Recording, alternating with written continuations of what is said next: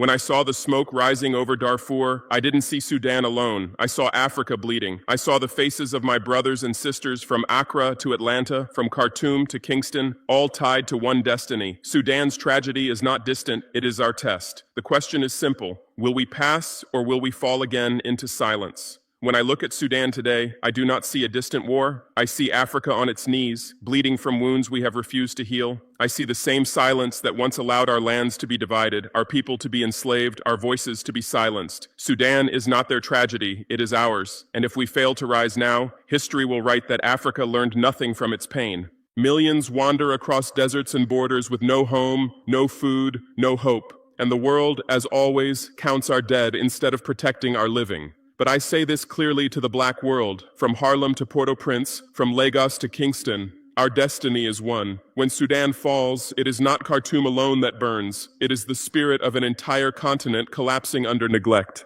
Africa's test has arrived. Will we continue to beg for the same foreign hands that built our chains? Or will we stand as one people, one destiny, one future? The answer begins with us, with every African who refuses to remain a spectator to the suffering of their own.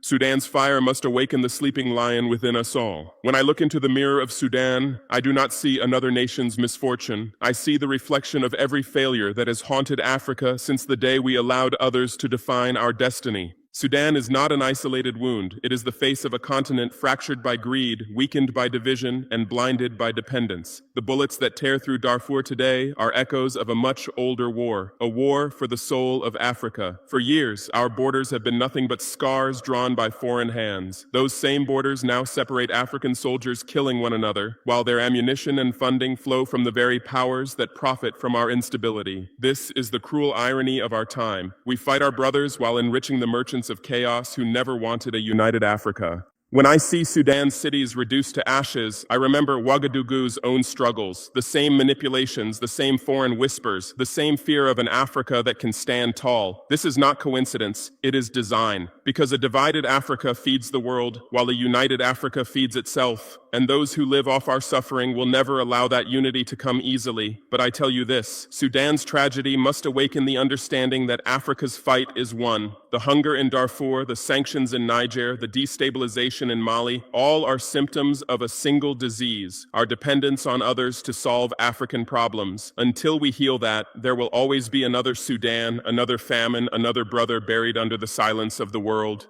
We cannot keep mourning and doing nothing. Each African nation that falls weakens the whole. The mirror of Sudan is showing us our truth. Either we unite behind a common destiny, or we will continue to watch ourselves crumble, one border at a time. Silence has become Africa's most dangerous weapon turned against itself. It is not the absence of words, it is the absence of courage. When I speak of Sudan, I am not speaking to the world, I am speaking to us, Africans, who have learned to look away from our own suffering.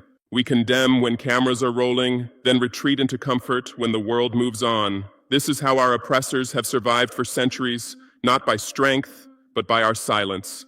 Why are we silent? Because we have been trained to believe our pain is inevitable.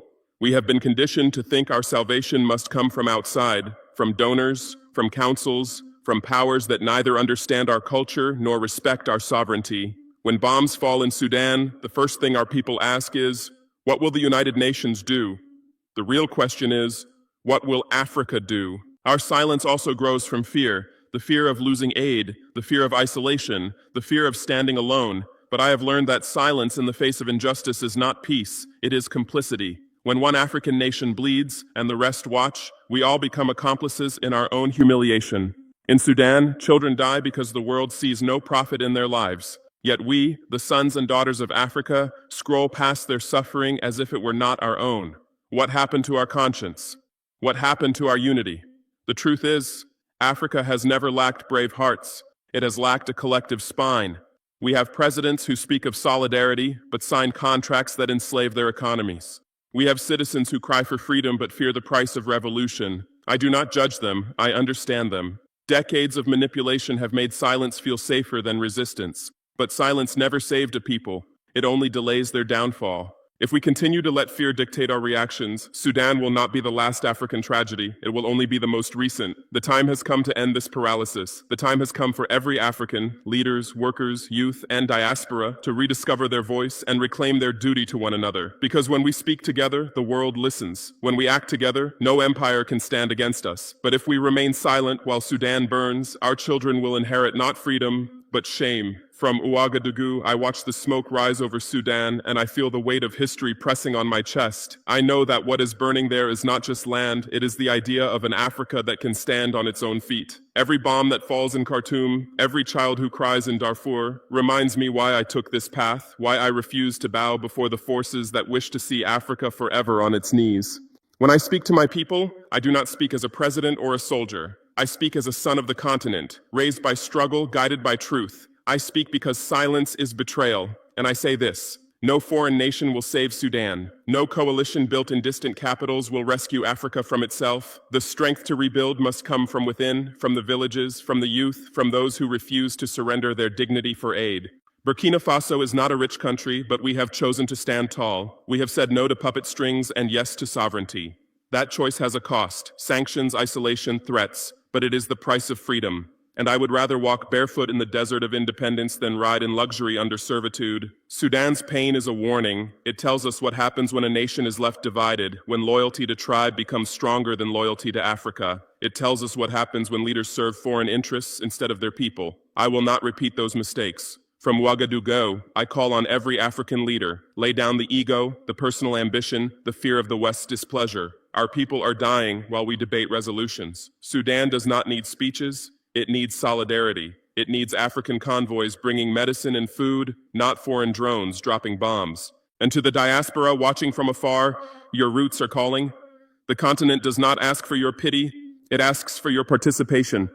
You have knowledge, influence, and power in lands that were built on Africa's stolen wealth. Use them now. The fire in Sudan should ignite action, not sympathy. This is my message from Ouagadougou. If Africa abandons Sudan, Africa abandons itself. Every silence today becomes a wound tomorrow. Let us stand, not as divided nations, but as one people reclaiming our destiny. My brothers and sisters in the diaspora, I speak to you now, not as a distant African leader, but as your own reflection. You may live in New York, in Kingston, in London, in Accra, but the blood that runs through you carries the same memory of chains, the same dream of freedom. What happens in Sudan is not far from you. The suffering of those people is not another headline. It is the unfinished chapter of your own liberation. For centuries, Africa's wounds have bled across oceans. The slave ships carried more than bodies. They carried away unity, identity, and purpose. Today, you stand in lands that built empires on African labor, and yet those same powers still decide who eats in Sudan, who rules in Congo, who borrows, and who starves. You cannot remain bystanders in this struggle, because whether you wear a suit in Washington or a uniform in Ouagadougou, you are still part of the same story. I do not ask the diaspora for charity. I ask for connection. I ask you to use your voice, your platforms, your influence to speak truth to power where it matters most. When the governments you live under remain silent about the genocide unfolding in Sudan, your voice can shake their comfort. When you organize, fund, and mobilize for Sudanese refugees, you prove that Pan-Africanism is not a theory. It is a living bond. The Black world has the tools our ancestors dreamed of. You have access to technology, to global networks, to education that can rebuild our systems from within. But technology without solidarity is just noise. Education without purpose is just vanity. Use them to reconnect the broken circuits of our people, to bridge Harlem and Khartoum, Port-au-Prince and Darfur, Accra and Atlanta. If we fail to see each other as one, then we have already surrendered to the colonizer's oldest trick: division. The world does not fear a rich Africa, it fears a united one. That is why the media will tell you that Sudan's war is tribal, not political, chaotic, not structural. But I tell you this: every African conflict is a battle for who owns Africa's future. So I ask the diaspora to rise, not in anger, but in awakening. Sudan's children cry for more than food. They cry for connection.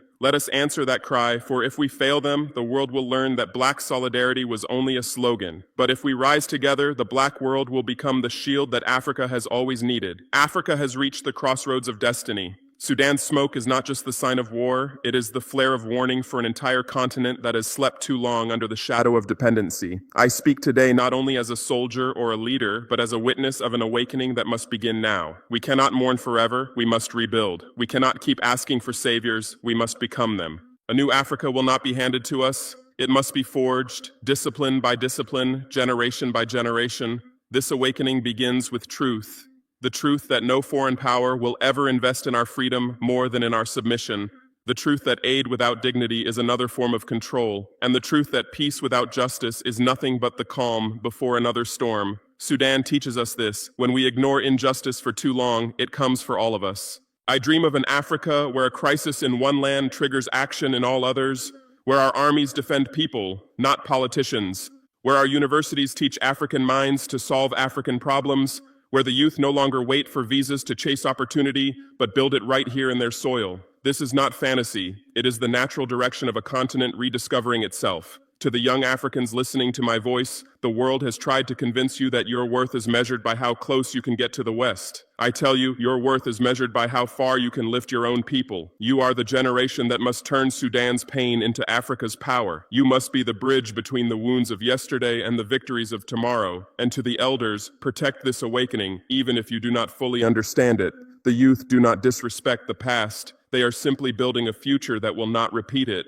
Let Sudan be the last African war that we watch in silence. Let it be the final proof that when one of us bleeds, the whole continent must respond. This awakening must spread from the streets of Khartoum to the valleys of the Congo, from Ouagadougou to Johannesburg, from the islands of the Caribbean to the alleys of Harlem. Because if Africa rises together, no power on earth can chain it again. Sudan's tragedy will then stand not as a mark of shame, but as the spark that awakened a sleeping giant. The greatest tragedy in Africa is not only what our enemies have done, it is what some of our own leaders continue to allow. Sudan bleeds, yet many African heads of state sit comfortably in conferences, issuing statements polished by foreign advisors. They speak of peace processes, funded by the same powers that profit from our chaos. This is not leadership, it is betrayal wrapped in diplomacy.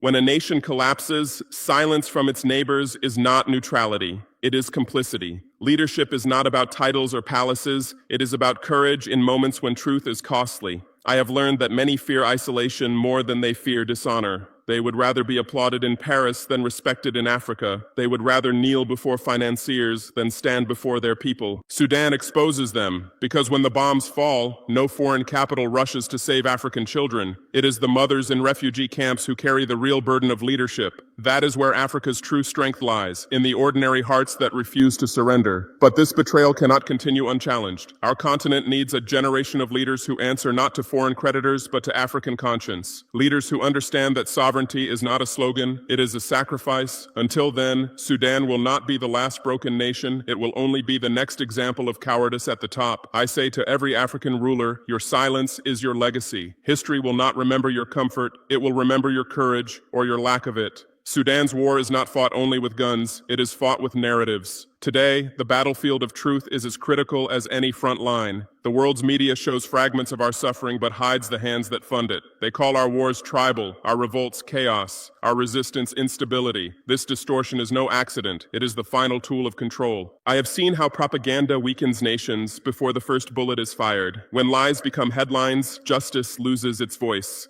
That is why every African revolution must also be a revolution of information. We must own our stories, our platforms, our digital sovereignty. The young Africans with cameras and smartphones hold more power than they realize. They can reveal what the world wants hidden. When I speak of Sudan, I speak of information warfare that decides whose pain deserves attention and whose death is ignored. The image of one African child crying is broadcast for pity, another is censored for politics. We cannot depend on foreign media to tell our truth. The day Africa controls its narrative is the day Africa begins to control its destiny. To the diaspora, I say, use your media, your art, your music to expose the silence around Sudan. Let no algorithm bury our truth. Let no journalist twist it for ratings, because truth, once owned by Africans, becomes a weapon no empire can silence. I have walked through villages where the earth is rich, but the people are poor. I have seen soldiers ready to defend their land, yet forced to rely on weapons imported from those they resist. This contradiction defines Africa today, a abundance without control, strength without unity. If Sudan teaches us anything, it is that no African nation can stand alone. The road to collective power begins with economic independence. We cannot talk of sovereignty while our currencies bow to others and our raw materials leave our soil unprocessed.